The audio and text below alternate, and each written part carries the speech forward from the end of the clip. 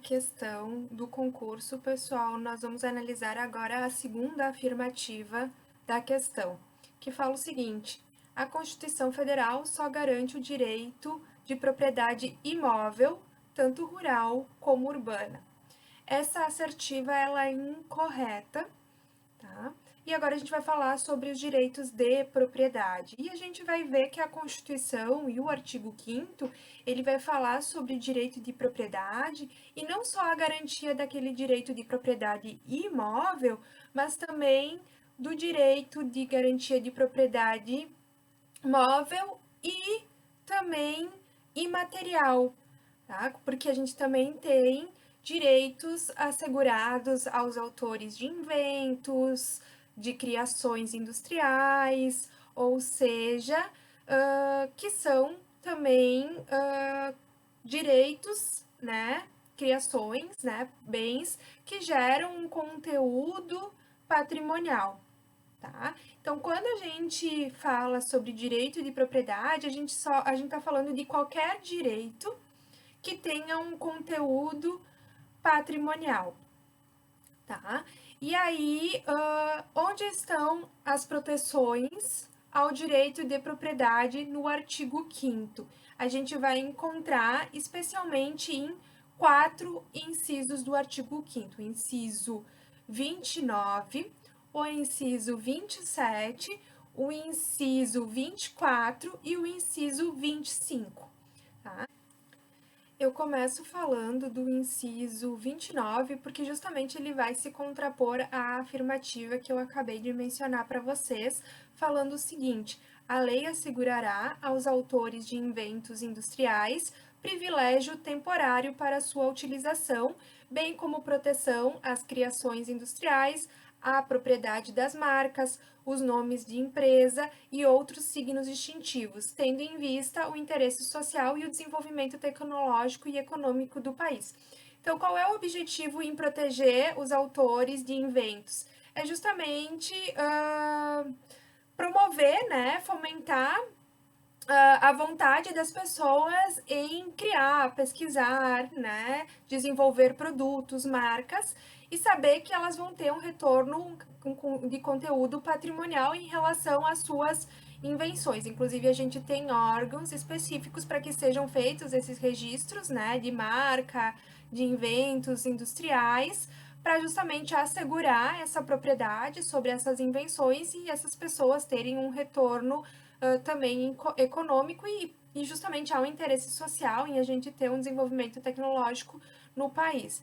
Então vejam que a proteção à propriedade, ela não é só aquela propriedade que a gente tem em mente, né, uma casa, um terreno ou um bem imóvel. A propriedade ela pode ser algo também imaterial no sentido de que é um invento, uma marca, um nome. Isso também é protegido e também se trata de propriedade, tá? Seguindo ainda nessa linha, né, desses direitos de propriedade, a gente vai ter o inciso 27, que vai falar que aos autores pertence o direito exclusivo de utilização, publicação ou reprodução de suas obras, transmissível aos herdeiros pelo tempo que a lei fixar. Nessa mesma linha, né? Se eu desenvolvo um trabalho que é intelectual, eu produzo um livro, eu escrevo um livro, escrevo uma obra, isso eu tenho o direito exclusivo de utilização dessa publicação e reprodução dessa obra, e isso tem um caráter patrimonial. Então, também é um direito protegido ao autor. E vejam que a lei ela traz uma ressalva que é no sentido de que vai ter direito exclusivo pelo tempo que a lei fixar. Qual é esse prazo que a nossa lei fixa?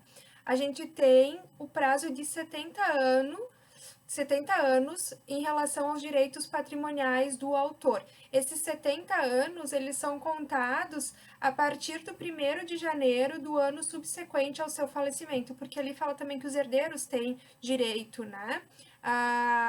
Direito sobre essa obra. Então, esse direito, ele perdura 70 anos após o falecimento, e aí quem vai receber os frutos, né, o retorno patrimonial vão ser os herdeiros, e após esse prazo de 70 anos, a obra ela se torna de domínio público, ou seja, qualquer pessoa pode reproduzir esse conteúdo por uma questão de divulgação também, propagação do conhecimento. Agora, falando efetivamente dos direitos de propriedade envolvendo bens, né, particulares, bens imóveis, a gente vai ter o inciso 24, que ele não fala necessariamente sobre o direito de propriedade, mas o direito de propriedade ele é um pressuposto no sentido de que se a propriedade ela é um bem meu particular, o Estado ele não deve intervir nesse meu direito de propriedade. Por isso, o artigo 24, ele vai determinar que a lei estabelecerá o procedimento para desapropriação por necessidade ou utilidade pública ou por interesse social, mediante justa e prévia indenização em dinheiro, ressalvados os casos previstos nessa Constituição. Então, isso significa o quê? Que esse direito de propriedade ele não é absoluto, na medida em que o Estado pode promover a desapropriação dessa propriedade, se houver, aí entram, né, alguns dos quesitos que estão ali previstos: necessidade, utilidade pública, interesse social e, claro que cumprido o que determina a lei, que é uma justa e prévia indenização em dinheiro. Para vocês terem conhecimento, a gente tem um decreto-lei 3.365, que é de 41, que vai trazer quais são as situações, exemplificam quais são as situações em que pode acontecer a desapropriação por utilidade pública, certo? Então, que exemplos a gente tem dentro desse decreto-lei? Para o funcionamento de meios de transporte coletivo, então vamos supor que é necessário desapropriar uma série de residências para melhorar o sistema de transporte público de uma cidade. Então a gente vai ter que tirar, destruir, né, remover essas residências desse local para poder construir um sistema de transporte. Posso fazer isso em razão de utilidade pública? Pela lei eu poderia, mas claro, mediante justa e prévia indenização em dinheiro. Tá? Que mais? Que tem como exemplo na legislação: criação de estádios, aeródromos ou campos de pousos para aeronave, que foi o caso e toda a discussão que teve aqui em Porto Alegre na construção da arena do Grêmio, que foram desapropriadas várias residências que existiam ali no local em que foi criada, né, construída a arena do Grêmio. Geralmente a polêmica toda, pessoal, e a discussão toda, ela se dá justamente na questão da justa e prévia indenização em dinheiro e estabelecer qual é esse valor justo. E o que muitas vezes não acontece é o pagamento prévio dessa indenização em dinheiro, que também estaria contrário à lei. Geralmente, as discussões em torno da desapropriação, elas são decorrentes, primeiro, em justificar se realmente há uma necessidade, utilidade ou interesse social nisso, e segundo, e mais relevante, é a questão da justa e prévia indenização, porque vejam que é um termo bastante aberto, né, no sentido de estabelecer o que é justo e prévio em relação a essa indenização. Ainda nesse decreto 3365 de 41, ele prevê as hipóteses de desapropriação por necessidade pública. O que se enquadraria em necessidade pública para fins de desapropriação? Defesa do Estado, segurança nacional, ele utiliza esses termos, né, mas vejam que é algo bem amplo, e socorro público em caso de calamidade ou questões de salubridade pública. Então, algo que, por exemplo, um terreno que tenha ali depositado uma série de lixos ou que podem ser, inclusive, tóxicos, se ninguém está utilizando aquela propriedade, se ninguém retira aquele lixo, o poder público ele poderia, por uma questão de necessidade pública, vir a desapropriar aquele local. Então, são exemplos de desapropriação por necessidade pública, certo? Essa questão da desapropriação também nos remete à afirmativa 3 da questão, que diz o seguinte: a autoridade pública competente, por qualquer motivo, poderá usar da propriedade particular e, quando assim o fizer, terá o proprietário direito à indenização pelo uso. Essa afirmativa está incorreta por quê, pessoal? porque a autoridade competente ela poderá usar da propriedade particular mediante justa e prévia indenização, mas não é por qualquer motivo. Tem que ser por necessidade, utilidade pública ou interesse social.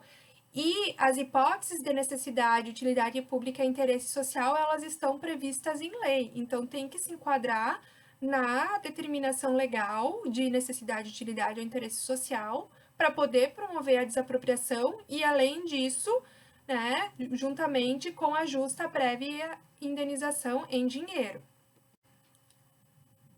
E também há um dispositivo no artigo 5º, que é o inciso 26, que vai falar sobre a propriedade rural. Então, vejam que há uma proteção tanto do imóvel rural como urbano, tá? E aí o inciso 26 fala que a pequena propriedade rural, assim definida em lei, desde que trabalhada pela família, não será objeto de penhora para pagamento de débitos decorrentes de sua atividade produtiva, dispondo a lei sobre os meios de financiar o seu desenvolvimento. Então, na verdade, esse inciso ele visa proteger aquela pequena propriedade rural, o produtor, né, que acaba tendo que solicitar um empréstimo porque teve problemas na produção de um determinado numa determinada colheita, enfim, em razão do clima, do tempo, e que deu em garantia a sua propriedade para poder financiar. E aí a lei está dizendo que não poderá ser objeto de penhora o local, a propriedade em que ele desenvolve a sua atividade. Então, é uma forma de proteger essa pequena propriedade rural. Agora, vejam o quanto os incisos do artigo 5º sobre propriedade, eles trazem temas totalmente diversos, né? Desde a propriedade intelectual até a questão da desapropriação de bens imóveis, até a questão da pequena propriedade rural. Essa também é uma das críticas, né, pessoal, ao artigo 5º e à própria Constituição, porque ela traz vários temas e várias previsões que não necessariamente elas precisariam estar ali contidas nesses dispositivos constitucionais, mas na época, enfim, o constituinte entendeu que seria necessário colocá-las ali. Então vejam que a questão do direito de propriedade ali, ele é bastante amplo. E para fechar essa questão, a gente vai analisar a afirmativa 4, que diz o seguinte: o Estado prestará assistência jurídica e integral a todos os brasileiros, sem exceção. Na verdade, pessoal, a gente aqui está falando da assistência judiciária gratuita e nós vamos ter previsões no artigo 5º sobre isso. E elas estão relacionadas ao princípio da inafastabilidade ou controle do Poder Judiciário. A ideia é que todos tenham acesso ao Poder Judiciário e, na verdade, ele não pode ser afastado de resolver litígios ou solucionar controvérsias que existem na nossa sociedade. Então, a gente vai ter, associado a esse princípio da inafastabilidade ou controle do Poder Judiciário, dois incisos do artigo 5º. O inciso 35, que fala o seguinte: a lei não excluirá da apreciação do Poder Judiciário lesão ou ameaça de direito, tá? Então, a primeira coisa é o seguinte: o Poder Judiciário, ele é um dos três poderes, ele tem como competência solucionar litígios e conflitos que existam na nossa sociedade e qualquer situação que envolva uma lesão ou ameaça de direito, ela deve ser levada e vai ser apreciada pelo Poder Judiciário.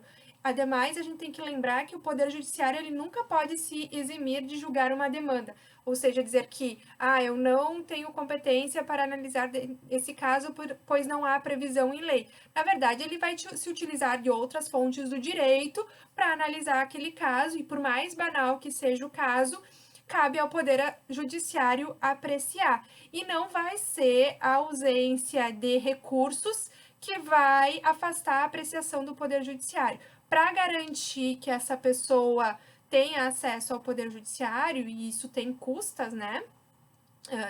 Movimenta a máquina pública, a nossa Constituição também determinou que o Estado prestará assistência jurídica integral e gratuita. E aí vejam que não é para todas as pessoas, mas para aqueles que comprovarem insuficiência de recursos. Então vejam, pessoal, que assistência jurídica integral e gratuita, ela é um dever do Estado para aquelas pessoas que comprovem insuficiência de recursos.